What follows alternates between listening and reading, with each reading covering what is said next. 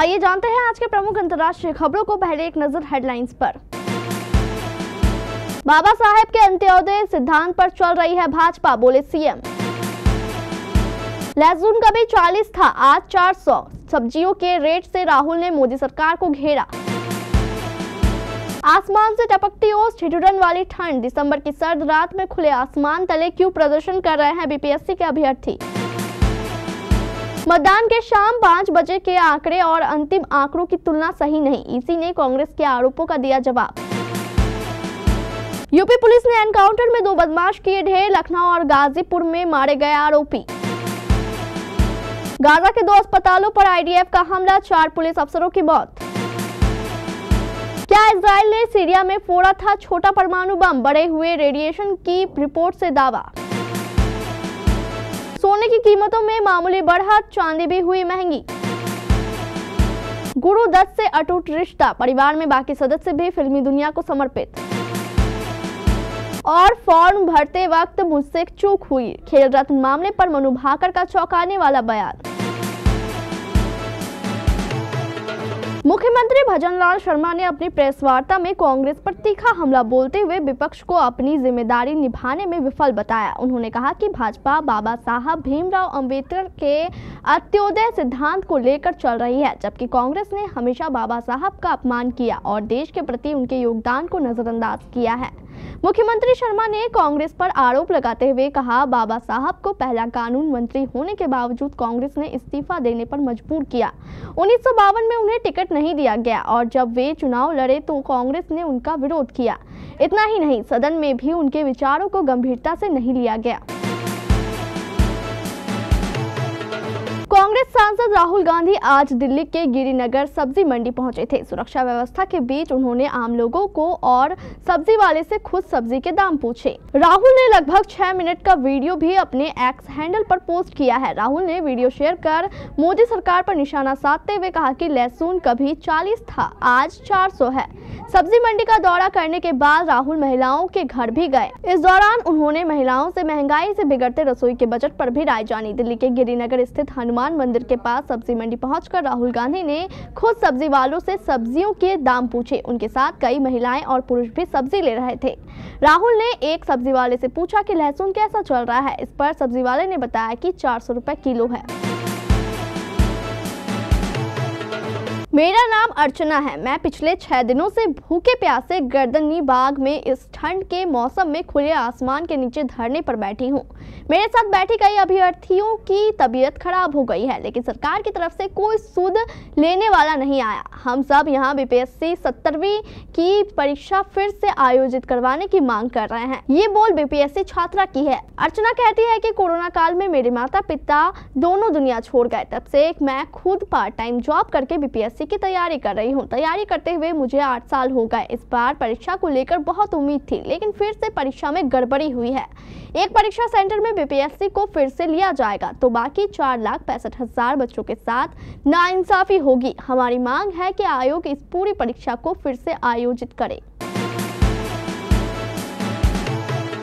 महाराष्ट्र में विधानसभा चुनाव खत्म हुए 1 महीने से ज्यादा वक्त हो चुका है। इसके बाद भी राज्य के चुनाव में आरोप प्रत्यारोप के दौर अभी जारी है। वहीं राज्य में हुए चुनाव को लेकर कांग्रेस पार्टी की तरफ से लगाए गए तमाम आरोपों का जवाब चुनाव आयोग की तरफ से दिया गया है। कांग्रेस पार्टी की तरफ से जताई गई चिंताओं के बीच चुनाव आयोग ने मंगलवार को कहा है कि महाराष्ट्र में हाल ही में हुए विधानसभा चुनावों में मनमाने ढंग से मतदाताओं के नाम नहीं जोड़े गए और न ही हटाए गए। कांग्रेस को दिए गए अपने जवाब में चुनाव आयोग ने कहा कि शाम 5 बजे के मतदान के आंकड़ों की तुलना अंतिम मतदान के आंकड़ों से करना सही नहीं होगा। उत्तर प्रदेश की राजधानी लखनऊ में इंडियन ओवरसीज बैंक के लॉकर तोड़कर करोड़ों की चोरी करने वाले गैंग के 2 बदमाशों का एनकाउंटर हुआ है। लखनऊ और गाजीपुर में हुए अलग अलग मुठभेड़ में 2 आरोपी ढेर हो गए हैं। पहली मुठभेड़ लखनऊ के किसान पथ पर शोभिंद कुमार से हुई थी, जिसमें वो ढेर हो गए, जबकि दूसरा बदमाश और 25,000 का इनामी सन्नी दयाल गाजीपुर में मारा गया है। सोमवार की देर रात गाजीपुर में यूपी बिहार बॉर्डर पर यह मुठभेड़ हुई है। गाजा में इजरायली सेना का कहर जारी है। मंगलवार को आईडीएफ ने उत्तरी गाजा के 2 अस्पतालों पर जबरदस्त हमला किया है। इस दौरान 20 से अधिक मरीज और उनके तीमारदार गंभीर रूप से घायल हो गए। एक अन्य हमले में 4 पुलिस अफसरों को मौत हो गई, जो कि आटे की लूट को रोकने और लोगों की मदद में लगे हुए थे। इसी बीच इजरायली प्रधानमंत्री ने सीजफायर की उम्मीद जताई है। हालांकि सीजफायर को लेकर चल रही बातचीत के बीच गाजा में इजरायली हमले रुकने का नाम नहीं ले रहे। ताजा हमला मंगलवार को उत्तरी गाजा के जबालिया शरणार्थी शिविर में अल अवदा अस्पताल की 3री मंजिल पर हुआ। इजरायली सेना ने यहां जबरदस्त गोलीबारी की। उत्तरी बेत लाहिया में कमाल अदवान अस्पताल में रिमोट नियंत्रित विस्फोट किया गया, जिससे 20 मरीज घायल हो गए। इजरायली डिफेंस फोर्सेस यानी आईडीएफ ने 16 दिसंबर 2024 को सीरिया के तारतस में मौजूद हथियार डिपो पर एयर स्ट्राइक की थी। इस स्ट्राइक में उनसे डिपो में रखी स्कड मिसाइल की फैसिलिटी को तबाह कर दिया गया था, लेकिन धमाका बेहद खतरनाक था। कई किलोमीटर ऊंचाई तक आसमान में आग का गोला और धुएं का मशरूम बना हुआ था। इस विस्फोट के बाद 3 तीव्रता का भूकंप भी आया। ये भूकंप 820 किलोमीटर तक तुर्की के इज़्निक तक महसूस किया गया। रूसी मीडिया संस्था स्पुतनिक ने कहा है कि इजराइल ने जंगी जहाज से किसी नई मिसाइल के जरिए टारगेट किया है, लेकिन कुछ लोगों का मानना है कि यहां पर अमेरिका द्वारा डेवलप P-61 न्यूक्लियर बम का इस्तेमाल किया गया है, जो कम ताकत का परमाणु बम है। भारतीय सराफा बाजार में आज 24 दिसंबर 2024 की सुबह सोना और चांदी की कीमतों में बढ़ोतरी देखने को मिली है। सोना 75,000 रुपए प्रति 10 ग्राम के पार है, तो वहीं चांदी का भाव 87,000 रुपए प्रति किलो है। राष्ट्रीय स्तर पर 999 शुद्धता वाले 24 कैरेट 10 ग्राम सोने की कीमत 75,961 रुपए है, जबकि 999 शुद्धता वाली चांदी की कीमत 87,800 रुपए है। India Boolean and jewellers association के मुताबिक सोमवार की शाम को 24 कैरेट का सोना 75,984 रुपए प्रति 10 ग्राम था, जो आज सुबह महंगे होकर बढ़ गया है। इसी तरह शुद्धता के आधार पर सोना और चांदी की कीमत में उछाल आया है।